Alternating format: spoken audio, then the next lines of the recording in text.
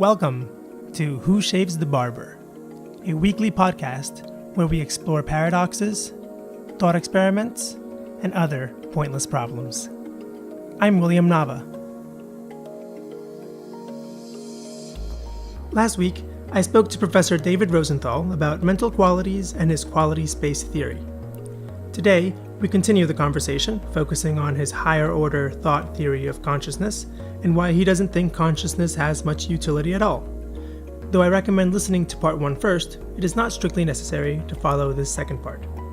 As always, you can find the first part at williamnava.com. So let's switch gears here, because I do want to get to your work on higher order thought. So let's start with you were starting to go in this direction earlier, and it was the question of, accounting for the fact that mental qualities are sometimes conscious. How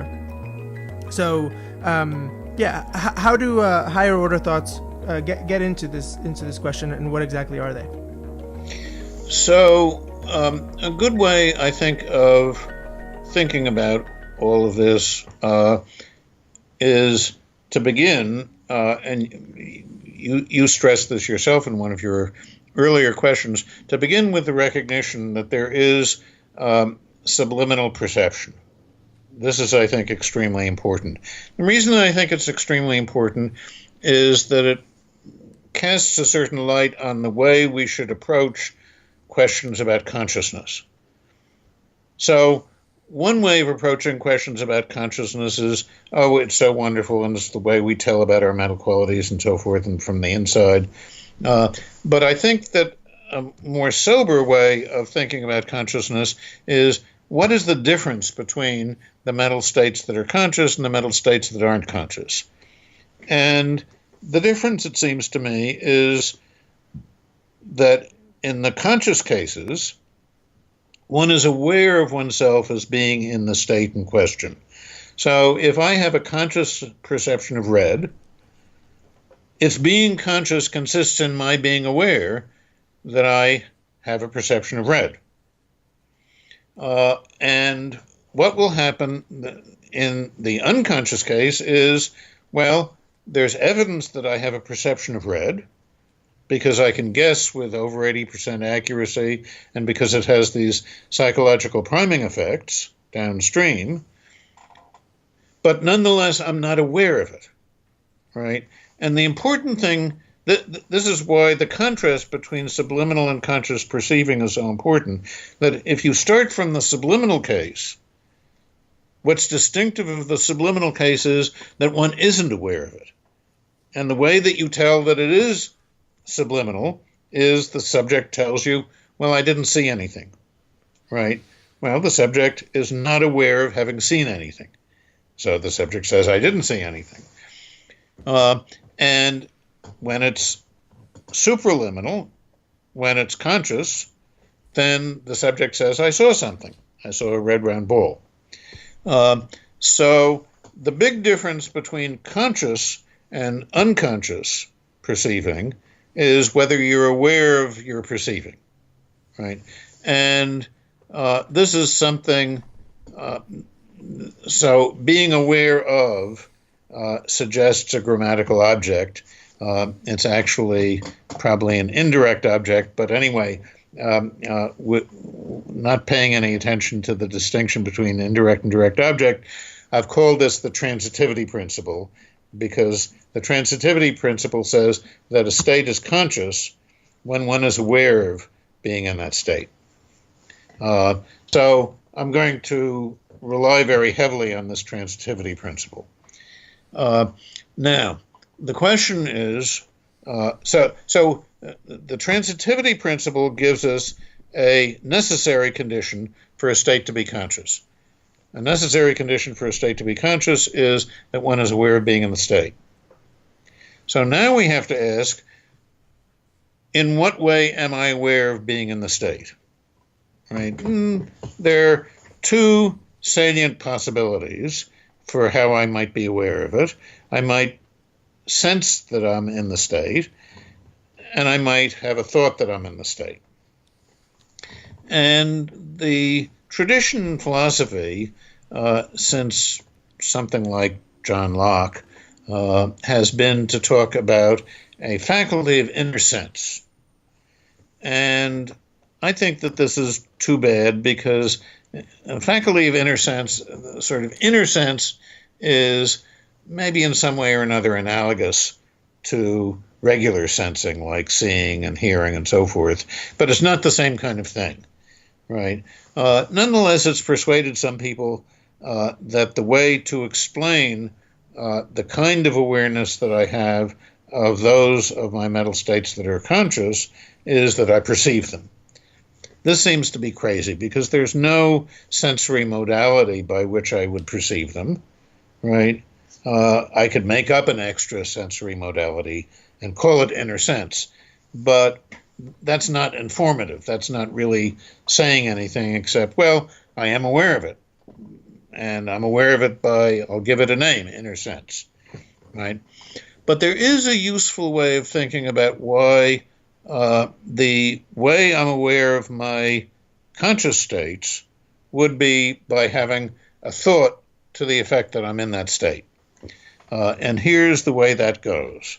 So you present me with a stimulus, say a red round ball, but you present it to me in such a way that I see it subliminally. I'm unaware of seeing it. And then you say, did you see it? And I say, no, I didn't see anything. I'm not aware of seeing it. I saw it. We can test for that, but I'm not aware of seeing it. Then you present me with a stimulus that I see consciously, a red round ball, and you say, did I see it? And I say, yes. You say, what did you see? I say, I saw a red round ball. So I'm giving you a report of my visual experience. My visual experience is seeing a red round ball, and I'm saying that's the visual experience that I had. Now, if I tell you that it's raining, or I tell you that something is 3 feet tall, or I make a verbal assertion of that sort, the verbal assertion expresses a thought. So if I say it's raining, I'm expressing my thought that it's raining. If I say that's 3 feet tall, I'm expressing my thought that it's 3 feet tall. So if I say I saw a red round ball, I'm expressing my thought that I saw a red round ball. And that's what I call a higher order thought. A higher order is just a term of art which says that the thought is about another mental state. Mm-hmm. It doesn't mean anything more than that. It's not higher in any fancier way. And that's a kind of an argument that when a state is conscious, it's in virtue of my being aware of it by having a thought about it. And the argument is, I have a thought about it because when I'm aware of it, I can report it verbally. And when I report it verbally, I'm expressing a thought. I can report the state, but in reporting the state, I express a thought to the effect that I'm in that state, right? So when a state is conscious, the best hypothesis is, well, it's accompanied by a thought that I'm in that state. Right. So just to make sure that this is clear, essentially what you're saying is when you report on a state, the very reporting of that state is equivalent to expressing a thought about that state. Therefore, yes, we must be having a thought about that state. Right. Yeah. Right. That makes sense. Any assertion that we make in words expresses a thought. Mm-hmm. Right. The standard way that psychologists test subjects, human subjects, for whether they're seeing something consciously or not consciously is to ask them. And if they're seeing it consciously, they say, I saw that, and they can tell you what they saw. And so reportability is the standard test for a state's being conscious, right? But reportability means that you had a thought. The report always expresses a thought. So here's the first thing that came to mind when I was reading about this is that if the awareness is essentially a thought about the mental state, and it is the thought has a assertoric quality, right? Well, the thought is the kind of thought that corresponds to a verbal assertion. Mm-hmm. That's all it means to say it's assertoric. It's the kind of thought that I express when I assert something. Mm-hmm. Well, here's what I wanted to ask you about, because I think sometimes the intuition is the thoughts are a kind of, well, a verbal assertion of some kind. And so the initial thing that this made me think is that, that this picture of consciousness must imply that there's a sort of running dialogue at all times going, I am in this mental state, I am in that mental state. Now, obviously, that's not the case. But I wonder if you would explain why that's not the case, what the sort of misconception is there. Well, my late very dear friend Jerry Fodor, one of the most important things that he argued for is what he called the language of thought hypothesis, in which the way to think about what's going on when we think is that we're thinking in something like words. We're thinking verbally. Though Jerry's recent passing is a huge loss to philosophy, and especially philosophy of mind, but philosophy in general. I don't agree with him about this. I think that we should think about the temptation to think that thinking is verbal is that when we think about a thought that we have, say you have a thought, I say, this is probably decades old, but people used to say a penny for your thoughts. Now probably it has to be $5. So how are you supposed to figure out how to describe your thought? The way you figure out how to describe your thought is in terms of some speech act that would express the thought. Right. So there's a connection between the use of words and the having of a thought. But that doesn't mean that the thought is itself verbal. The thought is some kind of state. It has content. It has content that matches a verbal expression. But I don't think it's at all verbal. So I wouldn't think of it as a dialogue. And an additional, so number one, I don't think that thoughts are themselves verbal. Right. But number two, the higher order thoughts that we have are typically not conscious thoughts. For a higher order thought, so a higher order thought is actually a mental state. Right. The reason that I think we have them is a theoretical reason. It's not a first person reason. It's not that I look inside, so to speak, and consciousness tells me that I have these higher order thoughts. In fact, what consciousness tells me is that I don't, because most higher order thoughts simply aren't conscious. We don't go around all the time thinking to ourselves, I'm thinking that I'm in this state, right? But that doesn't mean that there aren't good theoretical reasons to posit the higher order thoughts. And the argument from expressing a higher order thought is, I think, a very strong argument for thinking that there are. Sometimes a higher thought will be conscious. So there's such a thing as what people sometimes call introspective consciousness or reflective consciousness. So I'm looking at a red round ball, and then I decide to be sort of reflective about this, and I think to myself, I'm having this experience. And when I think to myself, I'm having this experience, then my higher order thought actually becomes conscious, right? I'm conscious at that point of having a thought that I'm having the experience. But that's very rare. Yeah. That almost never happens. It happens mostly with either in special situations or with people in philosophy. Yeah, I was going to say it's probably a bit more common for some of us than for others. But I guess the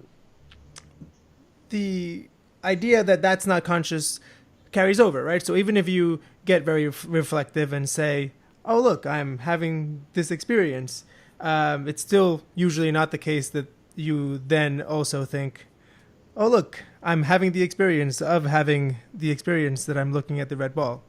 Right. Although I suppose theoretically that's possible. That would be, I guess, very, very, very rare.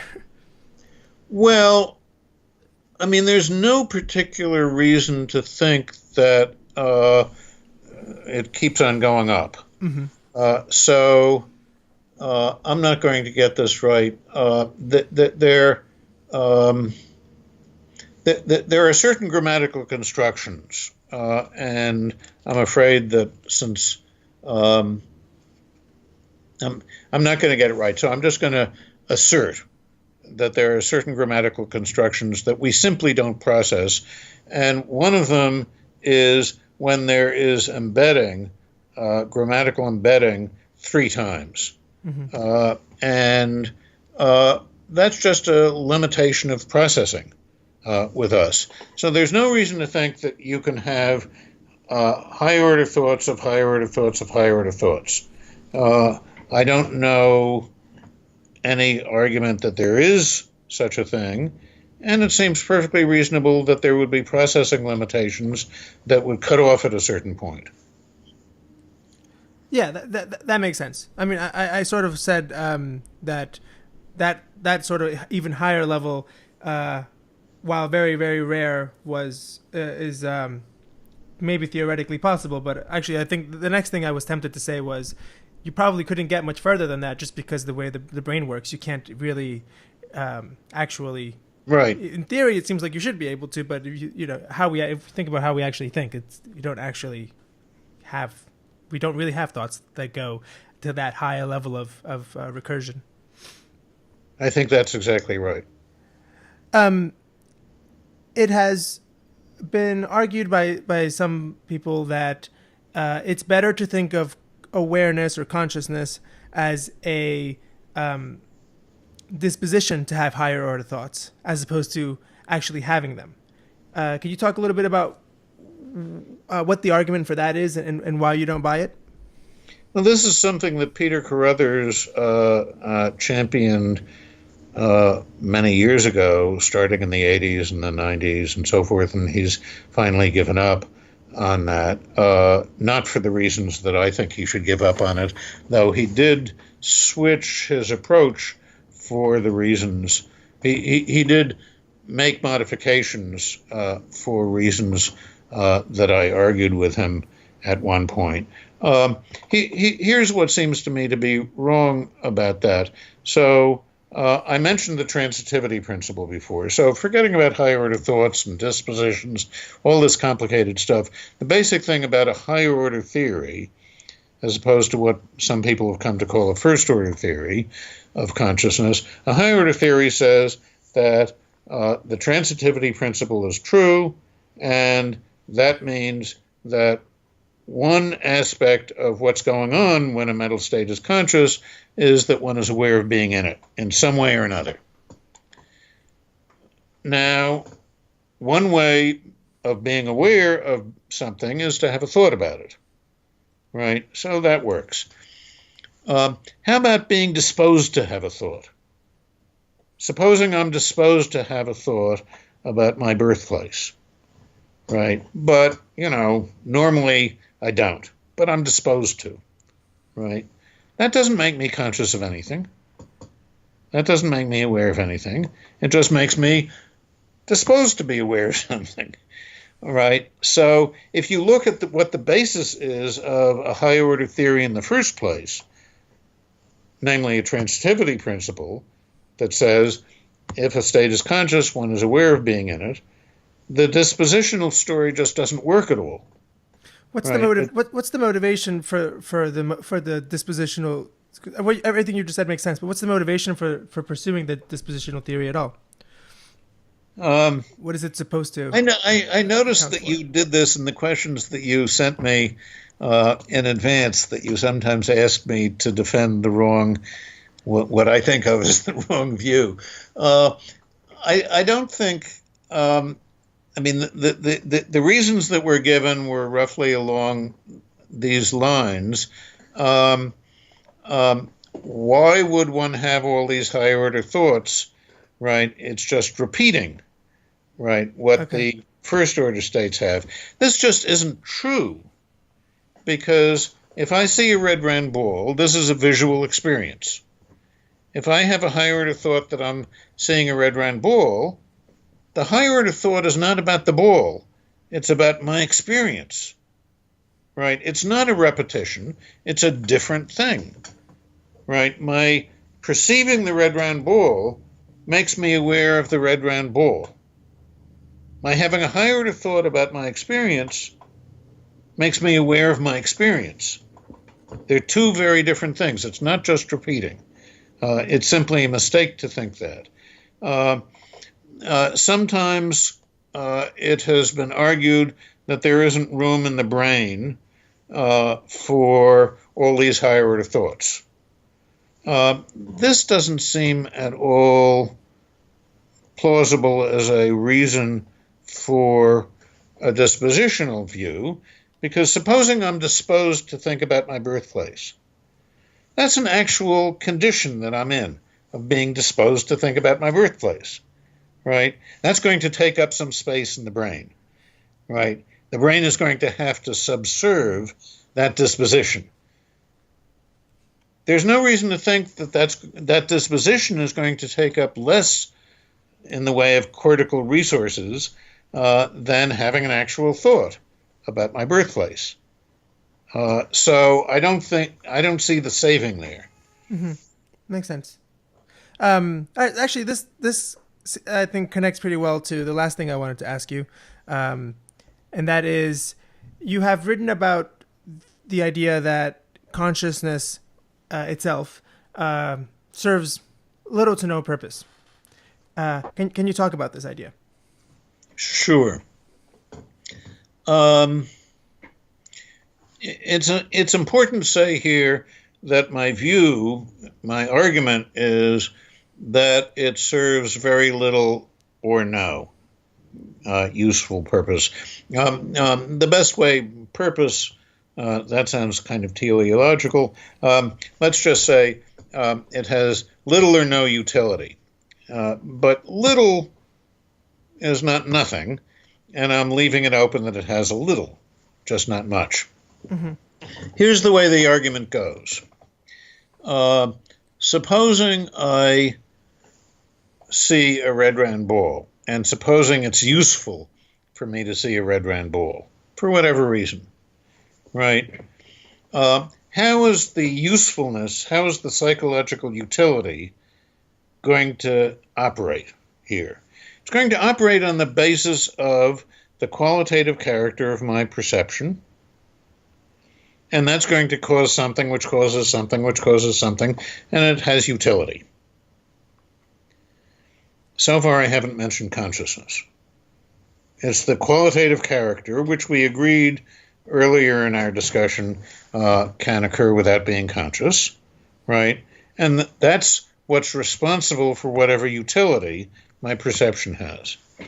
Supposing I have a thought that it's raining. Maybe that has utility. I'll remember to take my umbrella or whatever it is. In virtue of what, how does the utility of my thought that it's raining operate? It operates because of the content of my thought. The content of my thought is that it's raining, right? And that will cause other thoughts, and it will cause various volitions. And, as I go out the door, I'll pick up my umbrella. Nothing about consciousness. It's all about the mental properties, either content or qualitative character, of the states that are conscious. It's not about the consciousness. It's about the content, right? So this is an argument that at least makes it seem as though, well, what's the consciousness doing, right? Because the state would have whatever utility it has, even if it weren't conscious, because it has that utility either in virtue of its qualitative character or in virtue of its intentional content. Well, this is very hard to swallow. And people don't like this argument because they don't like the conclusion. I haven't actually seen anybody address the argument. Mm-hmm. I mean, I haven't seen anybody. I published this first, I don't know, actually 10 years ago this year. And I've published it again since then in a different form and so forth. And people know that I have this view, and they've said that, of course, it's crazy and it can't be true. But I haven't seen anybody address the argument. So that's of some significance. I think that why do people not like the conclusion? Well, it's obvious that the utility that many mental states have comes with consciousness. Why is it obvious? Well, it's obvious because in the case where the states are conscious states, we're also conscious of the utility. We're conscious of the effect that those states will have, the useful effect, right? We're conscious of the way in which my thinking that it's raining, when I consciously think it's raining, will cause me to take my umbrella, right? So we're conscious of the utility in that way. This is completely irrelevant. It has nothing to do with whether, if I had an unconscious thought that it's raining, I might also take the umbrella, right? I think it's difficult for people to get their minds around this possibility because we're, as it were, as we go through waking life, we have tons and tons of conscious mental states. But it's very likely that as we go through waking life, we also have tons of unconscious mental states. And it's just, well, we're not conscious of them. And so from the point of view of common sense, it looks as though, well, maybe all of our mental states are conscious. This just doesn't seem at all credible from an experimental point of view or really when one reflects on what's going on. It seems, well, there are thoughts that come and go, and a lot of our thoughts aren't conscious, and then they come to be conscious, and then they go out of consciousness, and so forth.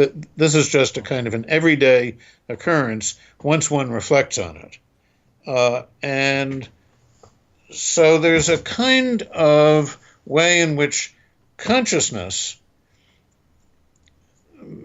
suggests that, well, of course, consciousness has utility, right? But consciousness only suggests that consciousness has utility because consciousness can't see, as it were, the unconscious states.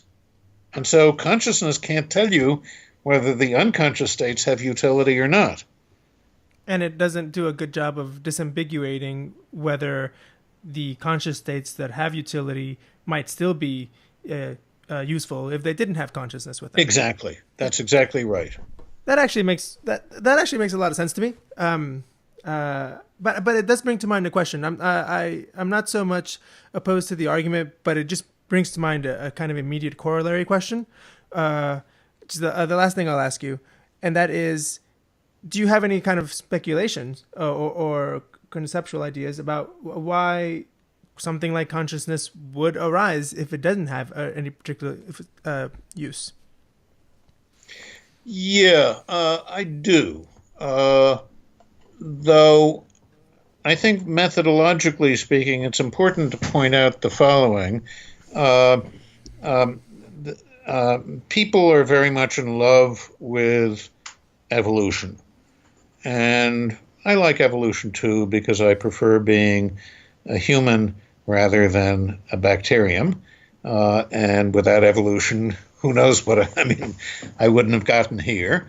But a lot of things that evolve don't evolve for any particular reason at the level of the organism.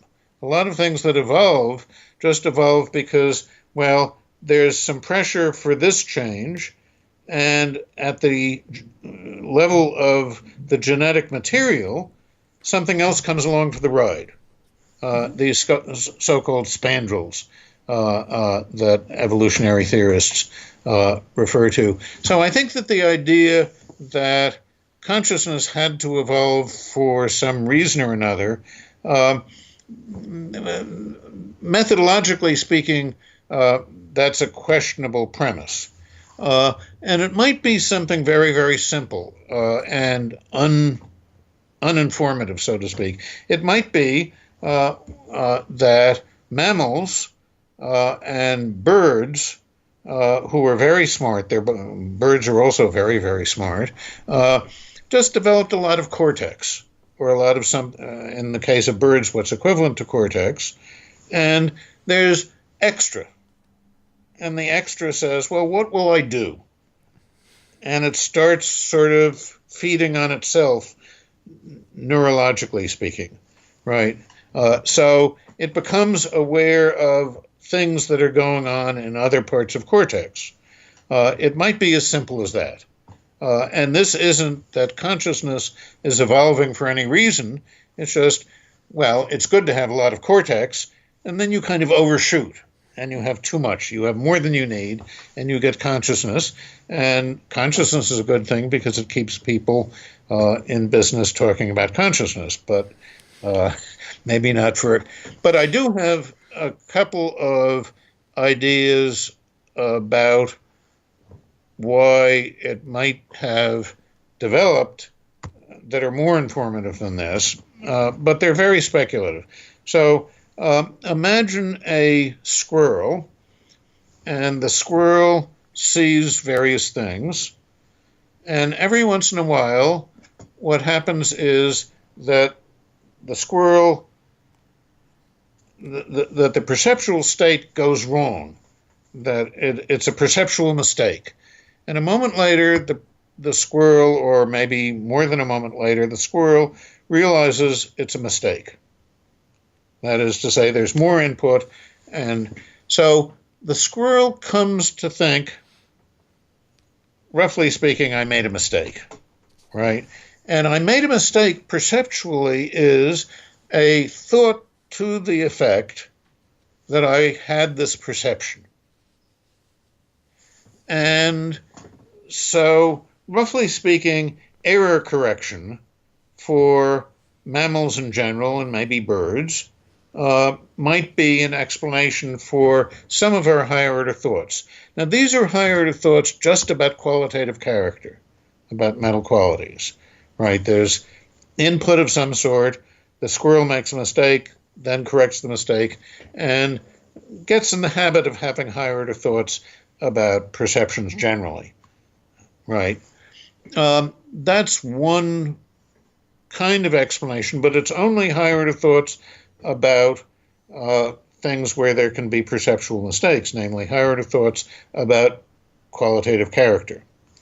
Higher order thoughts about thoughts and volitions and things that have intentional content, things that can be described in terms of that clauses, like I think that it's raining, I think that this is 3 feet tall, and so forth.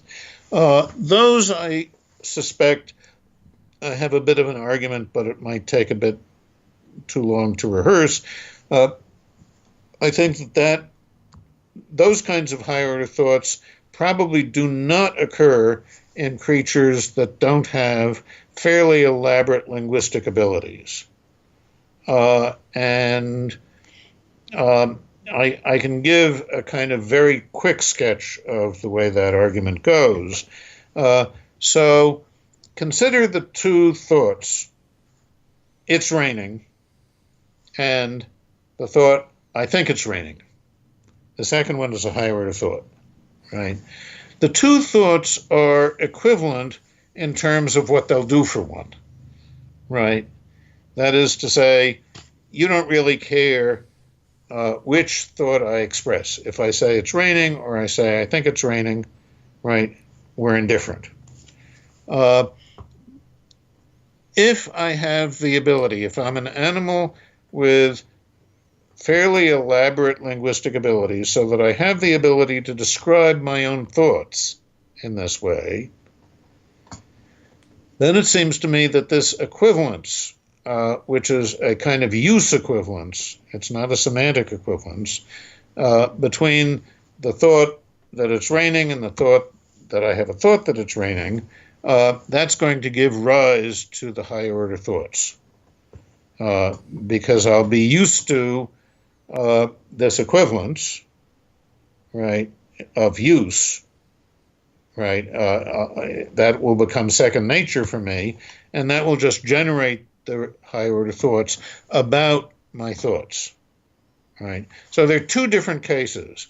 One case for higher order thoughts about qualitative character, the other about thoughts. And it seems to me that when we think about horses and chipmunks and so forth, the pull that we have to thinking that their mental states are conscious is specifically about their qualitative mental states. Mm-hmm. It's not about their thoughts. It would be perfectly okay if chipmunks had thoughts, but the thoughts weren't conscious.